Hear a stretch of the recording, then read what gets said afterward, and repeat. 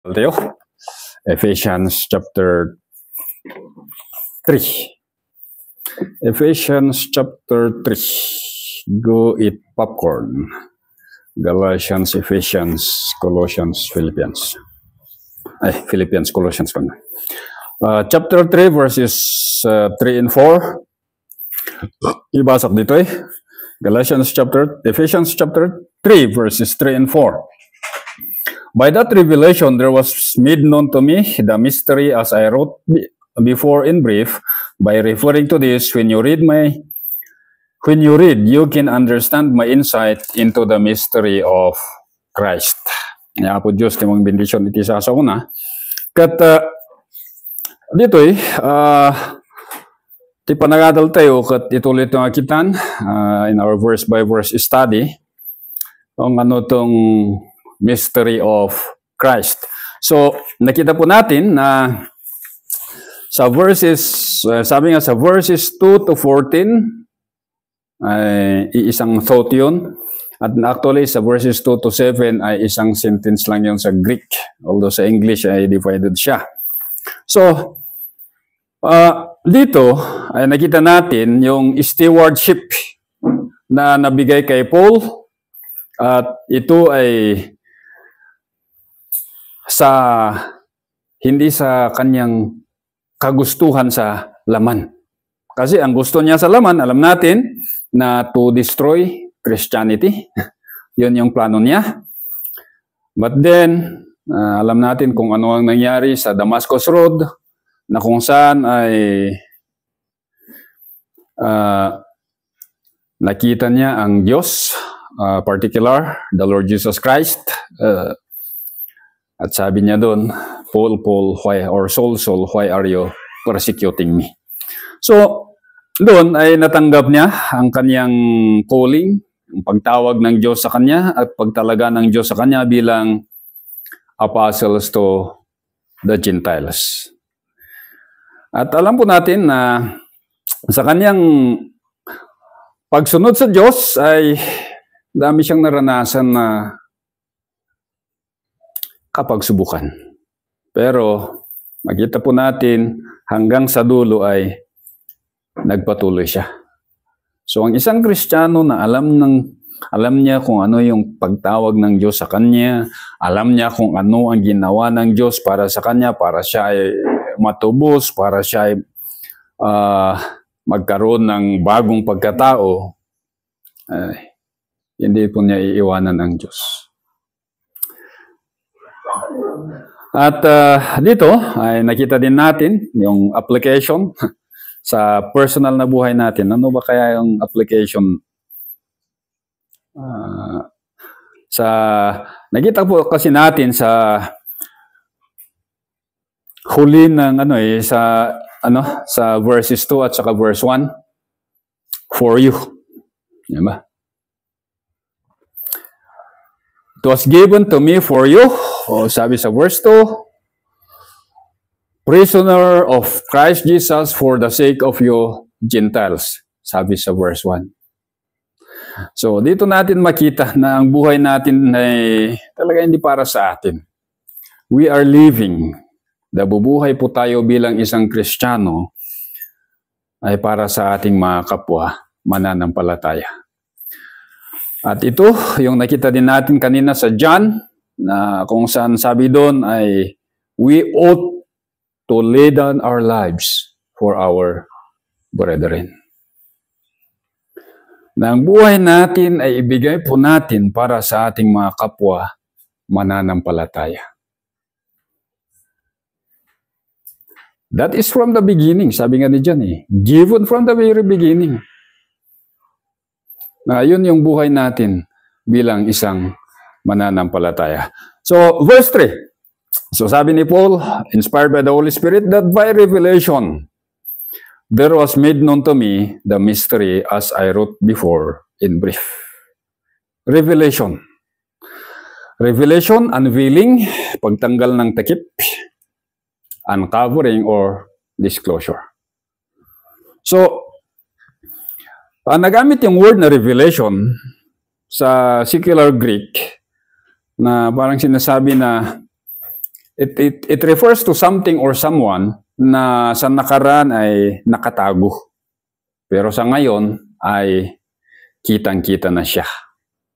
So sa context, alam natin, ang revelation na ito ay the unveiling of truth regarding the person and work of the Lord Jesus Christ.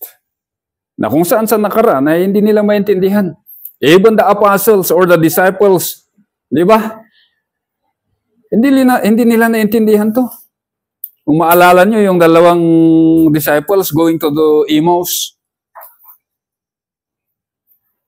na kung saan ay nagkukwento sila kasama ang ating Panginoong Hesus. Sinasabi sa kanya kung ano yung nangyari sa nakaraang mga araw. Anong sabi ng ating Panginoon? Nakalimutan ko. Ito na, Brother Eric, mahirap na. Narigatan nga talaga. But anyway, anong sabi doon? The Lord opened their eyes to the scriptures. Doon lamang nila naintindihan kung bakit kailangan si Kristo Jesus ay maipako sa cross. That's a revelation. Na yung bagay sa nakaraan na nakatago sa kanilang pangunawa ay ngayon ay naunawaan na nila. Naintindihan nila. So, dito, ay revelation, sabi ni Apostle Paul, it refers to the mystery of Christ. At sabi nga ni Apostle Paul, by revelation that was made known to me. So, ibig sabihin na Paul, a Hebrew of the Hebrews, Pharisee of the Pharisees. Alam po natin ang ibig sabihin nun. Hebrew of the Hebrews, alam mo kung ano yung nasa kautusan. You know it by heart. At sabi nga ng mga theologian, kung kunin mo daw yung scroll at lagyan mo siya ng pako, tanungin mo kay Paul, saan ba yung anong word yung tinamaan ng point ng pako? Ang sabi ng mga theologians, alam niya. Alam niya daw ang sagot. Ganon kabihasa si Apostle Paul sa kautusan. Pero, bihasa nga siya, hindi niya pa rin naintindihan. As a Pharisee of the Pharisees, alam niya yung mga revelation or yung mga commentary regarding the Hebrew of the Hebrews. Pero, hindi pa rin niya naiintindihan the mystery regarding the Lord Jesus Christ. So sabi niya, by revelation, there was made known to me. Kaya nga, kung pupunta tayo sa Galatians chapter 1, verse 11 and 12, ito yung sabi ni Apostle Paul. But I certify, brethren, that the gospel which was preached of me is not after man, for neither I received it of man, neither was I taught, but by the revelation of Christ Jesus. Galatians 2:2. Sabi dun, and I went up by revelation and communicated unto them the gospel that I preached among the Gentiles, but privately to them which were of reputation, lest by any means I should run or had run in vain. So makita po natin dito na yung katuruan regarding the mystery of Christ, regarding the person and the finished work of the Lord Jesus Christ, ay natanggap yun ni Apostle Paul by revelation. So sabihin natin, so hindi na kailangan na magbasa ng salita ng Diyos. Hindi na kailangan magsunog ng kilay na sabi ng Tagalog sa pag-aaral. Kasi ang kailangan lang pala is revelation. Kaya, ewan ko kay Brother Paul kung may bago siyang revelation. Ay, kanina meron. So, revelation ay pinapakita dito that God opened the eyes of the apostles with regards to the person and the finished work of our Lord Jesus Christ. Na kung saan sa nakaraan, ay hindi po nila alam yun. So sabi ni Apostle Paul, Romans chapter 16 verse 25, "Now to him that is of power to establish you according to my gospel, the preaching of Christ Jesus, according to the revelation of the mystery which was kept secret since the world began." So itong mga apostles, without God opening their understanding with regards to the scripture, sa kasulatan, sa lumang tipan, ay hindi po nila maintindihan kung ano yung ginawa ng ating Panginoong Hesus. Alam nila na namatay si Kristo, at anong sabi ng dalawang disciples? We thought, kala namin ay siya na ang aming tagapagligtas. Diba? We thought that He would liberate us from the Roman government. Yun yung nasa isipan nila. Kasi they are looking forward for a liberator, a savior. Pero iba yung dumating. Iba yung dumating. So sabi dito, there was made known to me a mystery. Ginosko. Ginosko. Made known is to give understanding or to inform. Ay, sabi ni Apostle Paul, may binigay sa akin or may nagbigay sa akin ng impormasyon or pangunawa regarding the mystery of Christ. So sabi ng mga theologians, si Apostle Paul, anong nangyari sa kanya sa kanyang conversion?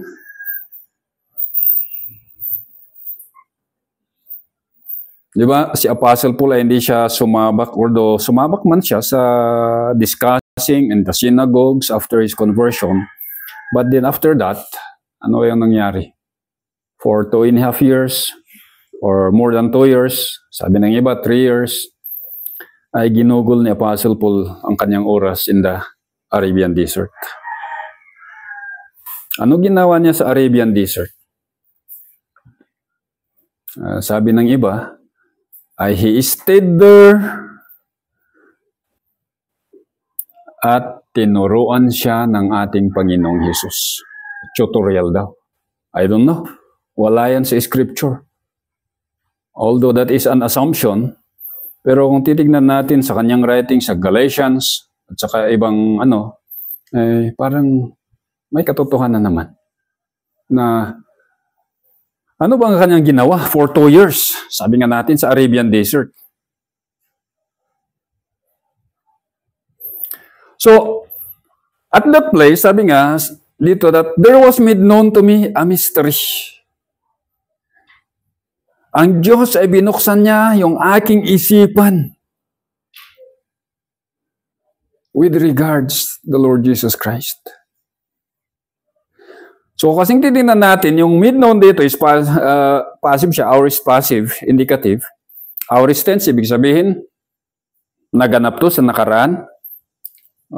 Walang time frame na nabigay. Basta nangyari to sa nakaraan. Passive voice, ibig sabihin na si Apostle Paul ay talagang passive recipient sa. Indicative, it is a mode of reality na talagang nangyari to.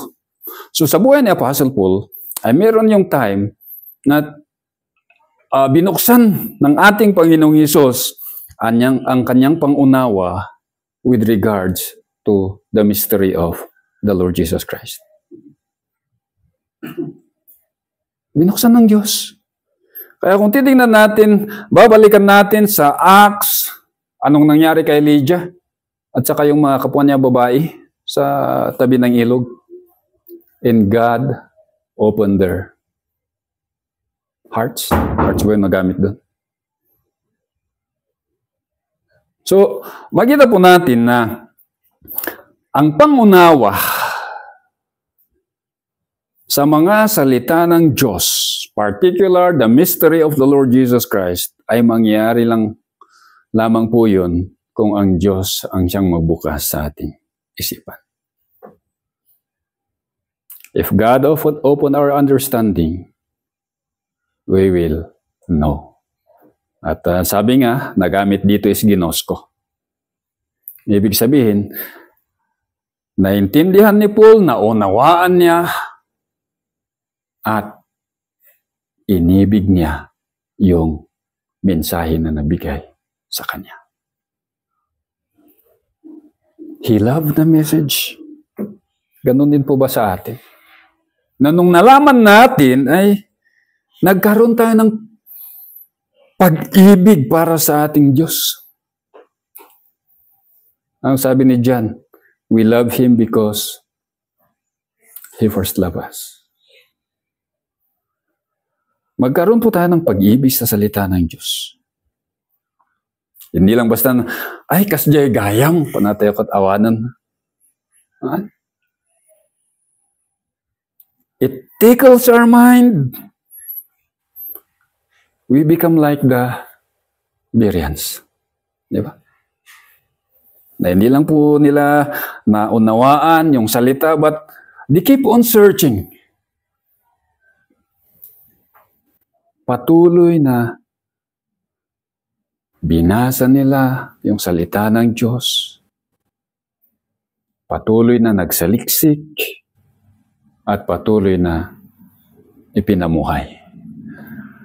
Yun po ang yung buhay natin bilang isang Kristiyano . So there was made known to me the mystery. So alam po natin the mystery here with the definite article. It refers to the person in the finished work of our Lord Jesus Christ. So sabi ni Pablo, ang mystery na ito ay I wrote before in brief. So, dito rin, nagkakataltalo dito yung mga theologian, yung as I wrote in brief, sabi ng iba, ay siguro ito yung sinabi niya sa chapter 1 and chapter 2 with regards to the mystery. Pero sabi ng ibang theologian, the word na nagamit dito, yung prograpo, to write previously, sabi nila, perhaps she is referring to his letter to the Galatians. Na kung saan yung letter of Galatians ay kanilang binasa din. Yun yung sabi niya sa Romans chapter 15 verse 4. Sabi niya, for whatever was written in earlier times was written for our instruction. So that through perseverance, the encouragement of the scripture, we might have hope. So dito, ay makita po natin that sinulat ni Apostle Paul ito previously sa kanila at ewan ko kung naintindihan nila. Pero sabi dito that you may know. So sa susunod na verse, anong sabi doon sa susunod na verse ay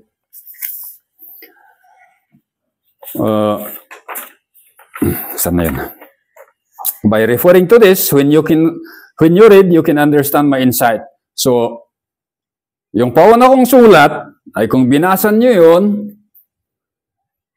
at least, maintindihan ninyo yung mystery of Christ. So, sa verse 4, sabi dito, by referring to this, alam natin na with regards to his previous letter, na yung actually yung word na proso,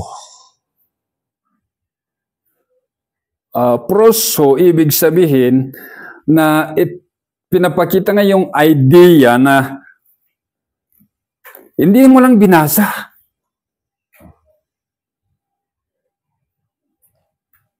Bagkus ay talagang binigyan mo siya ng atensyon. You read, and understand. So, makita po natin yung, kung paano dapat magbasa ng salita ng Diyos. Minsan, alam ko guilty ako. Minsan, pagkagising, basta't nagbasa ng ilang chapter, yun na yun. Basta't nagbasa. Para bang, para bang hindi ka, para sa buhay mo sa buong araw, hindi ka guilty na hindi ka nagbasa ng salita ng Diyos. Parang ganun lang. Ako mo no, da kayo kat adadiyan no mamisan. Kaya importante kat nagbasa ka. Uri awan inawatak. Basta nagbasa ka. So ano damag na, chapter read. Wala tayong chapter read ano. Verses read. In some other churches, meron yan.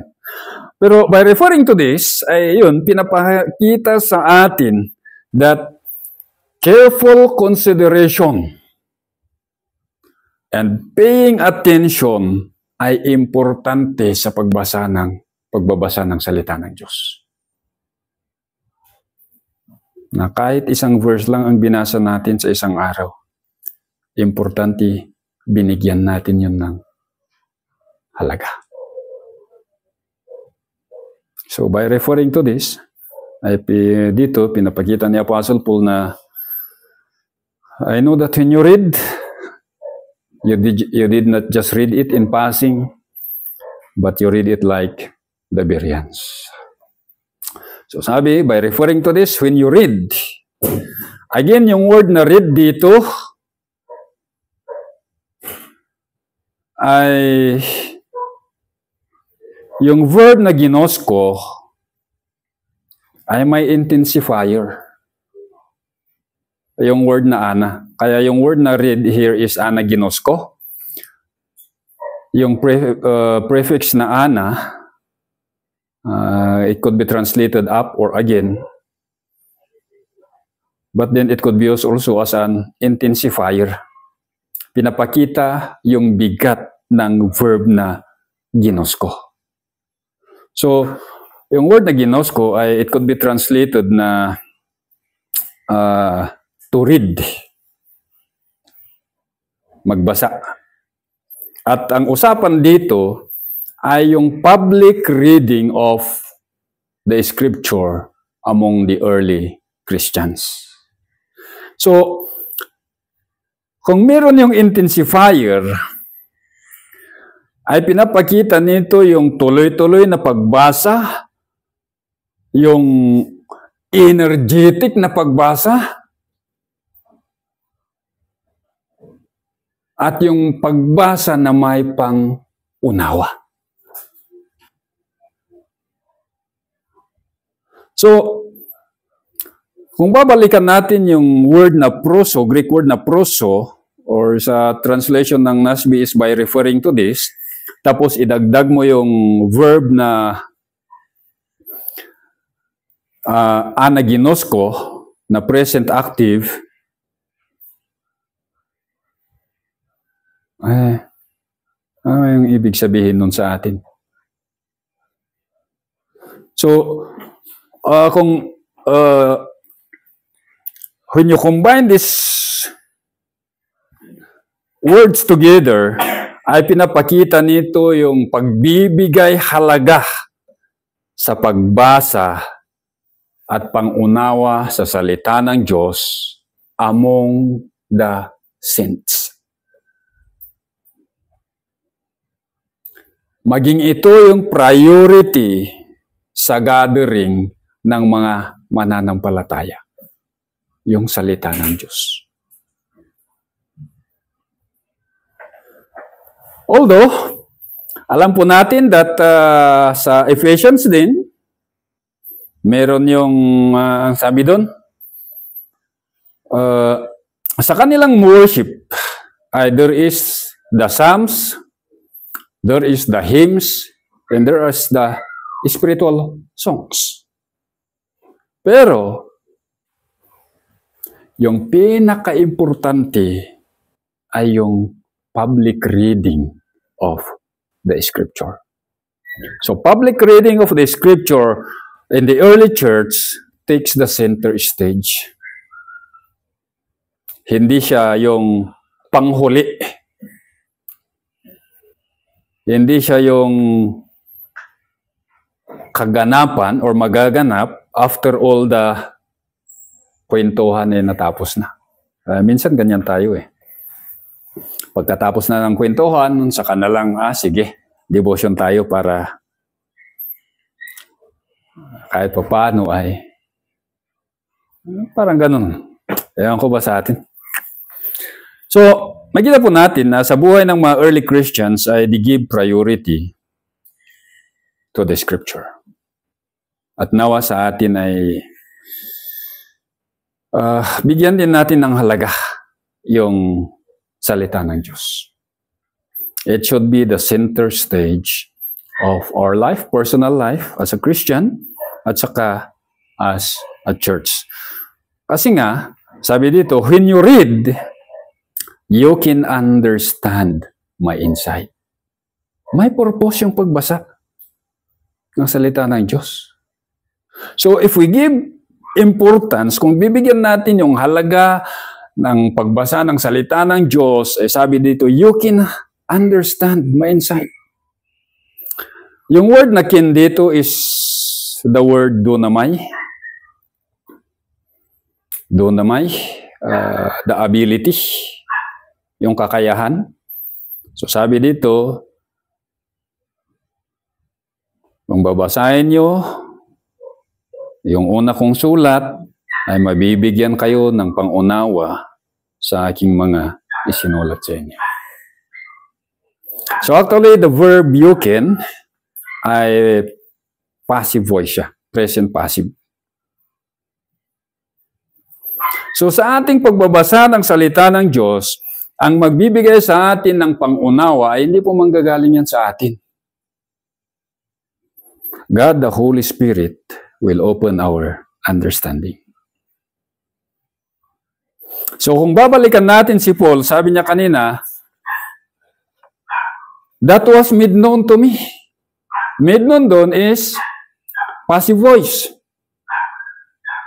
So sabi niya sa mga sinulatan niya, when you read, kung babasahin niyo ang aking sulat, ay magkakaroon kayo ng pangunawa. Magkakaroon kayo ng kakayahan. Magkaroon ng kakayahan doon is passive voice. Ibig sabihin, the ability to understand the scripture ay nanggagaling sa Diyos. God open our understanding in order for us to have the ability to understand His word. Kaya hindi po makukuha ang pangunawa sa salita ng Diyos by merely studying the scripture. Ang dami pong mga magagaling. They know the scripture. They know the Greek word of this word or whatever, but still, they do not know the scripture by heart. Yan po yung pinakamahalaga sa buhay natin. Yung magkaroon ng pag-ibig at pagsunod sa salita ng Diyos. So sabi niya, you can understand. Magkaroon kayo ng kakayahan na maintindihan yung aking mga sinulat sa inyo. So, ganun po kahalaga yung public reading. We will have that understanding. God will open our understanding. Kaya sa ating pong pagbabasa ng salita ng Diyos, ay yun po sana ang dalangin natin. To have the proper understanding for His Word. So, kung titignan natin, yung tatlong verb na sunod-sunod, actually, when you read, present active, you can, present passive, understand, infinitive of purpose, aorist active. So, kung sa math,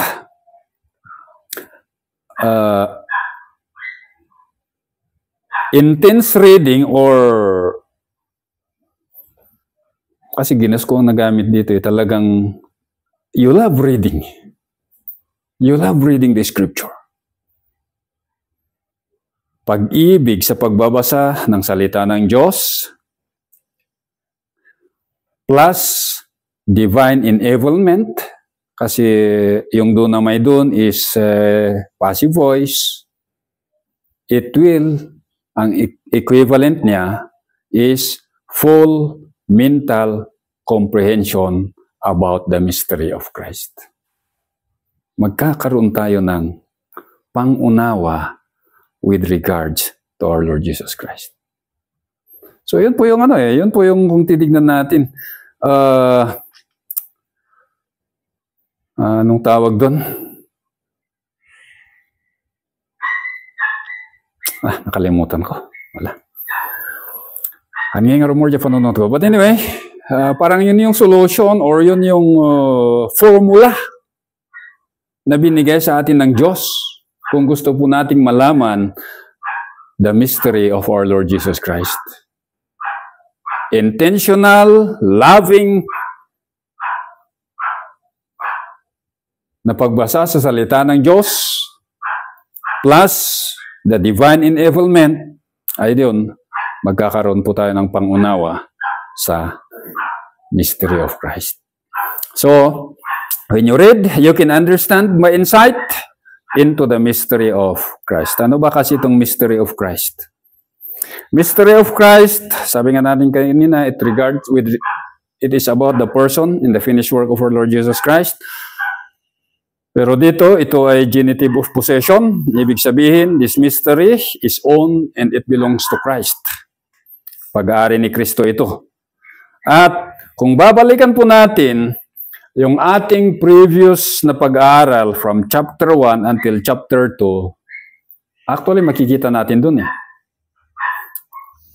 So the mystery of Christ, it refers to the truth that is about Christ and His church. Sa Ephesians yun. It refers to the truth about Christ and His church. Ano ba kasi yun?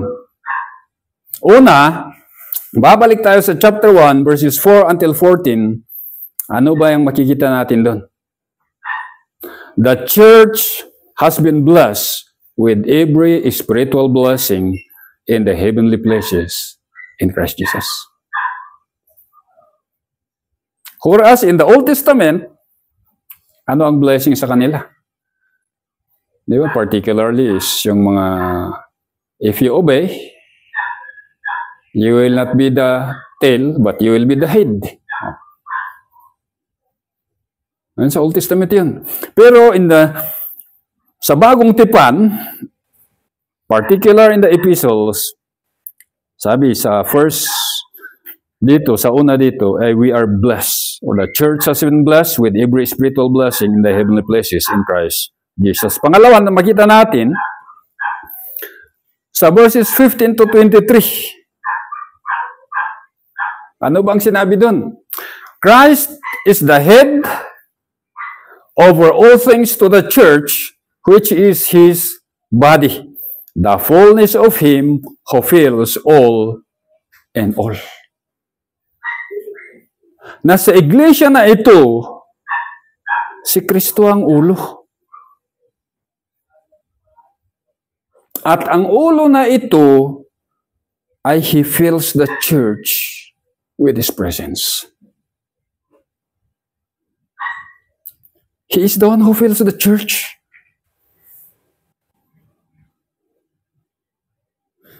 And then pangatlo na pwede nating makita dito with regards to the church, sa verses 2 or verses 1 to 10 sa chapter 2, the church is God's workmanship created in Christ Jesus. We are God's workmanship. Ginawa po tayo ng Diyos. Saan po tayo ginawa? In the person of our Lord and Savior, Jesus Christ. Pang-apat na makita natin dito, sa verses 11 to 22, Christ reconciled them, both groups, ito yung mga Hudyo at mga Hintil, in one body to God through the cross. By it having put to death the enmity, both the Gentiles or both the Jews and the Gentile Christians are now fellow citizens with the saints or fellow citizens. We are now God's household and we are God's spiritual temple and dwelt by God the Holy Spirit. So the mystery of Christ. So sabi ni Pablo, when you read, you can understand my insight into the mystery of Christ. Nawa makita po natin kung sino po tayo talaga, kung ano yung ginawa ni Kristo Jesus para sa atin. At yun po yung ipamuhay natin bilang isang mananampalataya. Na in this mystery of Christ, the church is one, the body is one, the temple is one, the household is one, the citizenship is one. Iisa lamang po. And Christ is the head. At dito nalalabas yung application ng one another. Diba? One another. That we are to serve one another because we belong to one body, we belong to one temple, we belong to one household, we belong to one citizenship. Father, we thank you for your words na aming binasa at pinag-aralan sa umagang ito. Dalangin po namin na kayo po yung magbigay sa amin ng pag-ibig at malinis na intention na pagbabasa ng inyong mga salita. At dependence din to the Holy Spirit na sa aming pagbabasa ay yung kakayahan na mangunawa at mag-intindi sa inyong mga salita, hindi po manggaling sa aming sariling knowledge. Bagkus ay manggaling po sa inyo para makita mo po yung tama, yung totoo. At nang makita namin ang mga ito ay ito rin po Ama ang aming ipamuhay sa buhay namin bilang isang mananampalataya. Father, I pray na ang mga katotohanan na ito ay you let it sink in sa puso namin, sa isipan namin. At yung mga basura man na nasabi ko ay let it be cleansed that only the truth remains in the heart and minds of these brethren. Salamat Ama at ito po ang aming hiling at dalangin sa pangalan ng aming Panginoong Jesucristo. Amen.